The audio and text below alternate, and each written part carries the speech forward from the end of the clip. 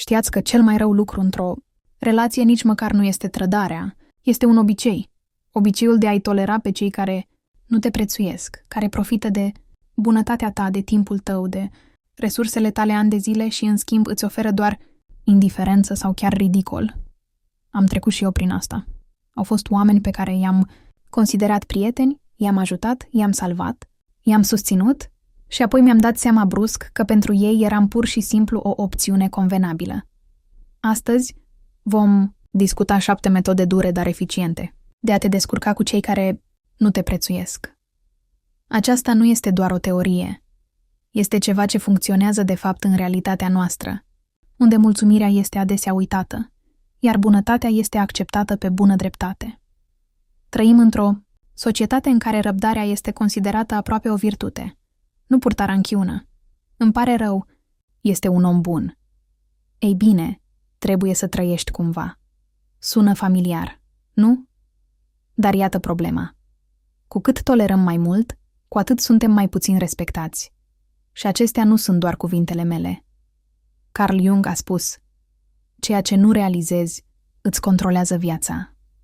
Și dacă ignori sentimentele de subapreciere ani de zile, aceasta nu este umilință, ci autoamăgire. Și, mai devreme sau mai târziu, aceasta duce la resentimente, depresie sau chiar boală.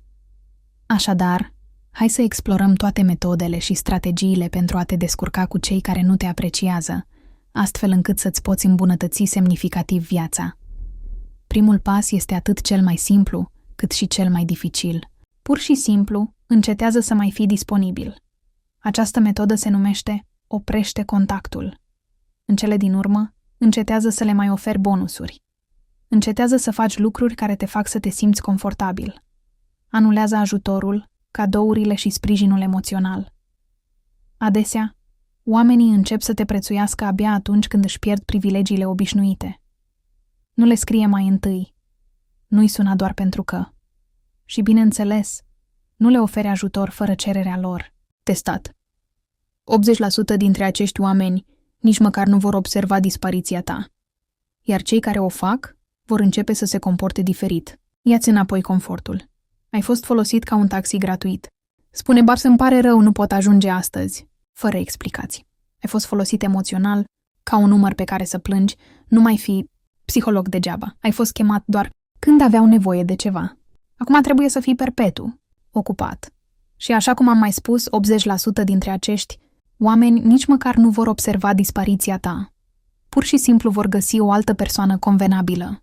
Și acesta este un filtru excelent. Acum știi exact cine nu te-a apreciat. Ei bine, aproximativ 20% vor fi cei care vor întreba: ce s-a întâmplat? Ai dispărut? Acum poți lucra cu ei. Poate că vor începe cu adevărat să te respecte. Chestia e că oamenii prețuiesc doar ceea ce pot pierde. Atâta timp cât ești mereu disponibil, ești ca aerul pentru ei, invizibil, dar necesar. De îndată ce dispari, fie se sufocă și încep să te prețuiască, fie găsesc un alt aer. Și atunci cu siguranță nu vei avea nimic de regretat. Și dacă ai putea crede că este un fel de manipulare, nu este vorba de stabilirea unor limite. Dacă cineva te prețuiește cu adevărat, îți va observa absența. Și dacă nu, ei bine, atunci pur și simplu ai făcut loc celor care te vor prețui cu adevărat. A doua metodă sau pas în relația cu cei care nu te prețuiesc este să compari comportamentul lor cu alții. Să facem un experiment simplu. Amintește-ți cum interacționează această persoană cu cei pe care îi respectă cu adevărat. Cu șeful lor sunt politicoși, atenți și mereu disponibili.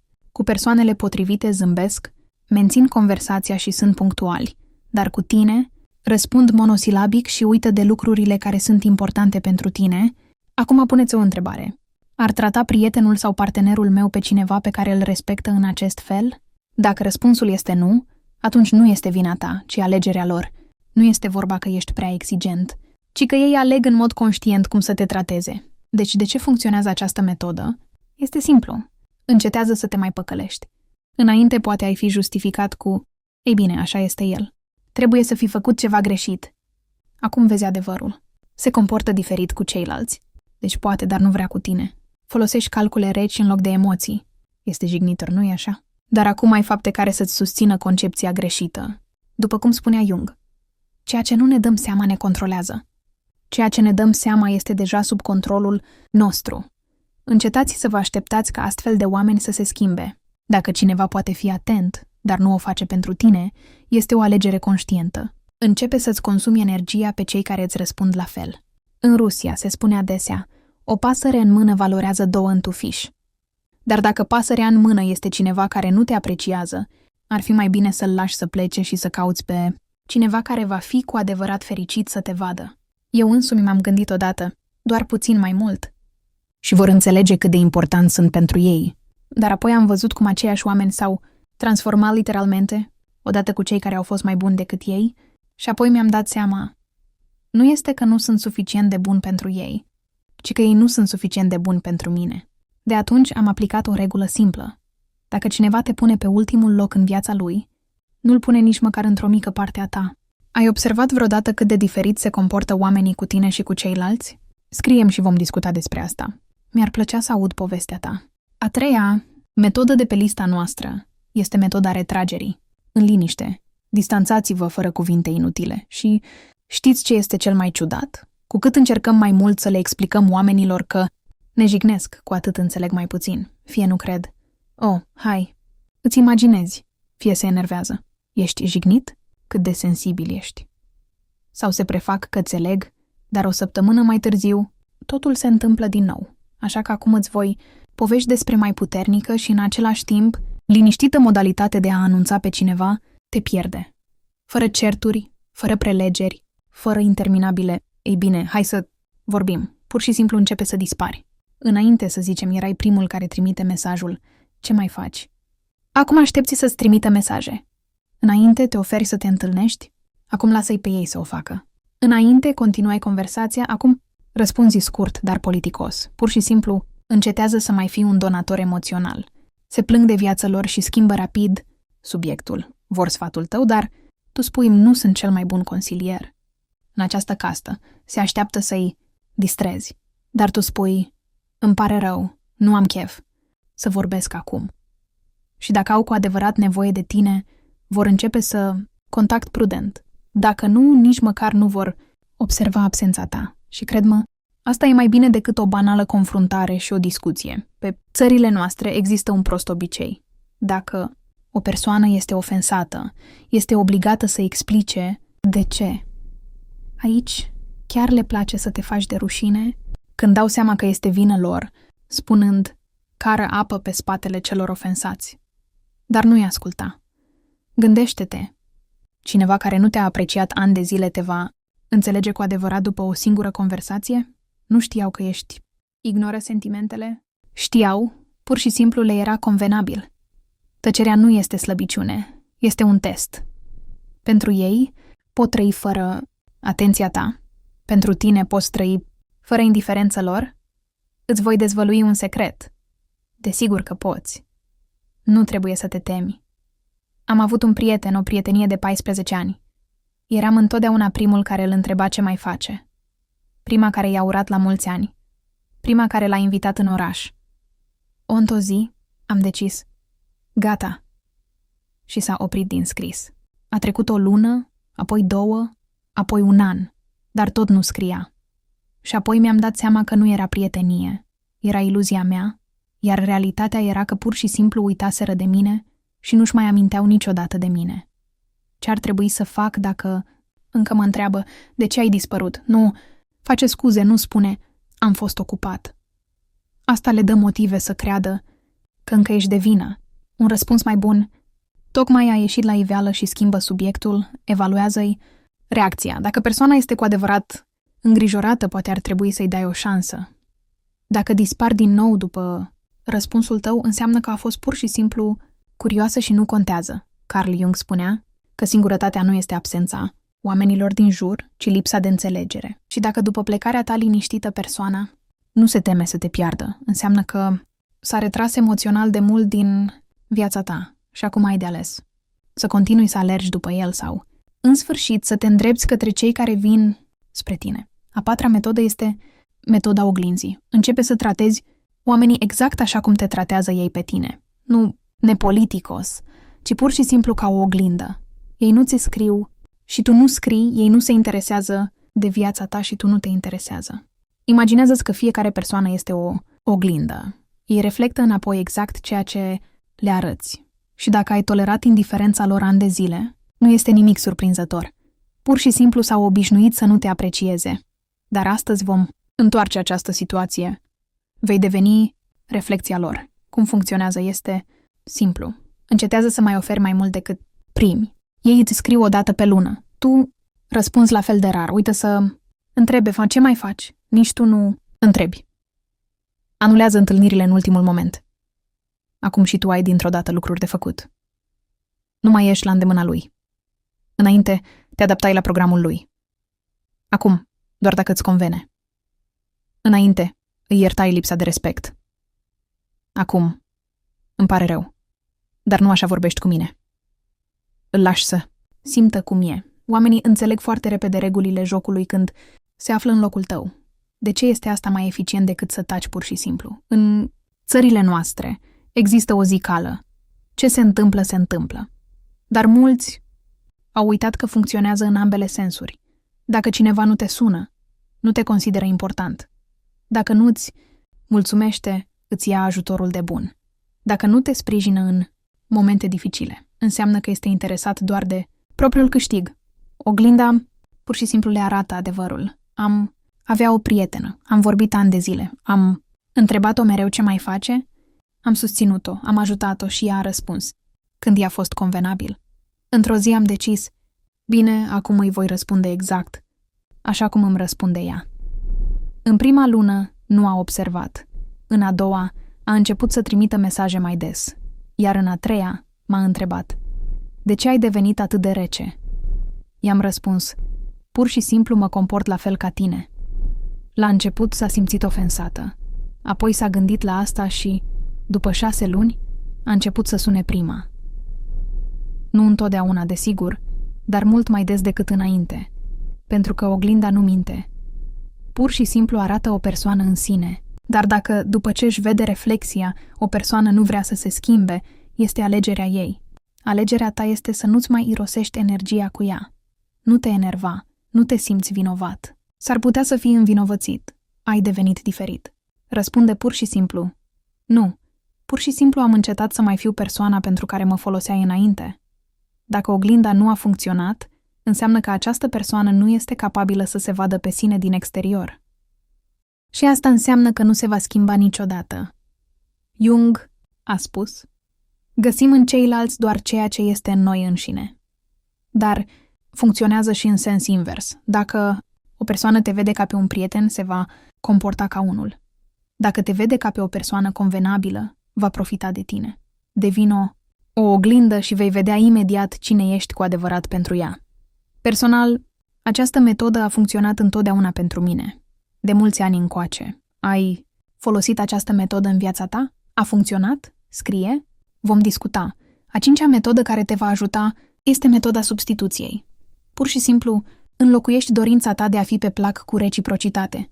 Nu mai investi în cei care nu îți răspund. Nu mai irosi energia, timpul și emoțiile pe cei care îți iau bunătatea de bună. În schimb, direcționează-ți energia către oameni care te prețuiesc, fără manipulare. Dacă cineva nu-ți răspund, nu este vina ta, ci alegerea lui.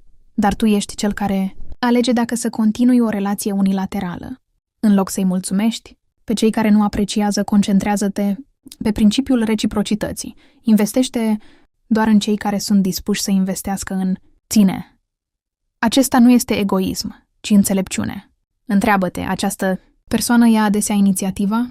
Este la fel de atentă la nevoile tale cum ești tu de ale ei? Ai devenit o persoană convenabilă, folosită, cei care iau, dar nu dau împing ușor la periferia vieții tale și direcționează timpul și energia eliberate către oamenii care se bucură de succesul tău, către lucrurile care ți-aduc bucurie și către tine însuți, pentru că meriți aceeași grijă ca ceilalți. Nu explică și nu inventa scuze. Nu trebuie să-i spui cuiva că ai încetat să investești. Acționează, fii puțin mai puțin disponibil. Nu mai iniția întâlniri și nu mai ajuta mai întâi. Dacă cer ceva, uneori spune nu. Nu te simți vinovat și observă-i reacția. o relație adevărată va apărea. Dacă persoana observă schimbarea și întreabă ce s-a întâmplat, aceasta este o șansă pentru o conversație sinceră. Dacă dispare sau se simte ofensat, înseamnă că ai fost apreciat doar pentru ceea ce ai dăruit. Înțelege că relațiile unilaterale sunt epuizante. Sunt ca o gaură neagră. Cu cât mai dai, cu atât așteaptă mai mult de la tine. Reciprocitatea creează legături sănătoase, în care există respect, recunoștință și bucurie autentică unul pentru celălalt. Știi, Carl Jung a spus odată, cea mai teribilă capcană pentru o persoană sunt relațiile sale inconștiente. Și într-adevăr, ai observat cât de des ne agățăm de oameni care au încetat de mult să ne mai prețuiască? Le tolerăm răceala, le justificăm indiferența și totul, pentru că ne este frică să privim adevărul în ochi. Dacă o persoană nu îți împărtășește sentimentele, atunci nu are nevoie de tine. Jung a numit asta umbra unei relații, când unul dă și celălalt doar ia. Și știi ce este cel mai periculos? Cu cât permiți mai mult, asta, cu atât sufletul tău începe să creadă mai adânc că nu sunt vrednic de mai mult. Dar adevărul este că valoarea ta nu depinde de cei care nu o văd. Repet, ca psiholog experimentat și proprietar al canalului, toată înțelepciunea vieții. Dacă nu ești apreciat, nu este vina inimii tale, ci este orbirea celeilalte persoane. Jung a oferit un algoritm simplu. Îți dai seama, chiar nu mă prețuiește această persoană sau este doar imaginația mea? Scrie 3 exemple, discută-le, dar nu cu o plângere, ci cu o observație. Am observat că eforturile mele rămân fără răspuns. De ce se întâmplă asta? Acționează. Dacă nimic nu se schimbă după conversație, pleacă, nu cu furie, ci cu demnitate. Da, doare, dar durerea despărțirii nu este nimic în comparație cu anii de umilință tăcută. Și chiar dacă pierzi un prieten, și ce dacă? Jung ar spune, nu pierzi un prieten. Faci loc celor care vor veni serios. Amintește-ți, lumea este plină de oameni care nu te vor înțelege, iar asta este normal. Nu te vor aprecia și acesta este dreptul lor. Dar vor exista și cei care vor vedea soarele în tine, iar pentru ei, viața merită trăită. După cum a spus Jung, cel mai bun lucru pe care îl poți face pentru cei care te subestimează este să nu mai faci parte din viața lor și să începi un nou capitol pentru tine. Următoarea metodă este comunicarea deschisă. Vorbește deschis cu persoana respectivă despre problemă, față în față. De exemplu, dacă observi că eforturile tale trec neobservate, este important pentru tine ca asta să se schimbe. Și dacă persoana nu răspunde, acesta este un semnal pentru a acționa de la punctul 3. Imaginează-ți această situație. Îți ajuți vecinul să-și repare mașina sau să semneze documente de luni de zile, iar când ai nevoie de ajutor, el este dintr-o dată foarte ocupat. Este familiar în regiunea noastră. Vorbesc despre Rusia și fosta URSS. Este adesea așa. Nutrăm nemulțumiri în tăcere pentru că este stânjenitor, cumva jenant să le spui direct și apoi explodăm de nicăieri sau venim acasă și ne descarcăm pe familia noastră. Am trecut și eu prin asta. Am îndurat ani de zile. Apoi pur și simplu am încetat să comunic cu oamenii care nu mă apreciau. Pentru că există o cale mai bună. Pentru tine, o conversație deschisă. Vorbește specific, fără generalități, direct în fața persoanei. Hai să procedăm așa. Dacă chiar nu vrei să ajuți, spune-o sincer. Altfel se va dovedi că eu sunt mereu acolo. Pentru tine, iar tu nu. După aceea vor exista aproximativ 3 scenarii posibile, între oameni mai mult sau mai puțin normali. Primul, persoana își va cere scuze și se va îmbunătăți. Asta înseamnă că pur și simplu nu a observat problemele. Astfel de oameni merită să fie păstrați în viața ta. Al doilea va începe să inventeze scuze. Despre ce vorbești? Acesta este un semn de avertizare. Al treilea, nu va înțelege deloc sau te va învinovăți. Bec, nu ezita să aplici metoda numărul 3. Distanța. Amintește-ți ce a spus Carl Jung, noi ceea ce nu ne dăm seama ne controlează. Atâta timp cât rămâi tăcut, situația se va repeta iar și iar. Din experiența mea, când am început să vorbesc direct, fără agresivitate, dar și fără să mă lingușesc, aproximativ 50% dintre oameni au început de fapt să mă trateze mai bine. Restul, ei bine, asta e alegerea lor. Principalul lucru este să nu vă fie frică. În țările noastre se crede adesea că trebuie să fii răbdător, dar răbdarea nu înseamnă tăcere. poți și ar trebui să vorbești despre ceea ce te deranjează. Aceasta este singura modalitate de a construi relații sănătoase. Și dacă după o conversație sinceră nimic nu se schimbă, atunci acționăm mult mai ferm. Dar mai multe despre asta într-un videoclip separat, viitor. Următoarea metodă, care te va ajuta fără îndoială, este plecarea fără regrete. În orice caz va veni un moment când va trebui să faci cel mai dificil, dar cel mai eliberator pas. Acesta este pur și simplu plecarea. Îmi amintesc cum ani de zile m-am agățat de relații în care eram luat de bun. Ca mulți m-am gândit, poate ar trebui doar să mai îndur puțin și dacă persoana se schimbă? Și aceste gânduri m-au bântuit până când într-o zi mi-am dat seama că nimic nu se schimbă și, după conversații sincere și fiecare încercare de a stabili contact, persoana a rămas aceeași. Asta înseamnă un singur lucru. Înseamnă că asta își doresc. În realitatea noastră, în special în țările CSI, ne-am obișnuit cu toții cu un fel de sacrificiu de neînțeles.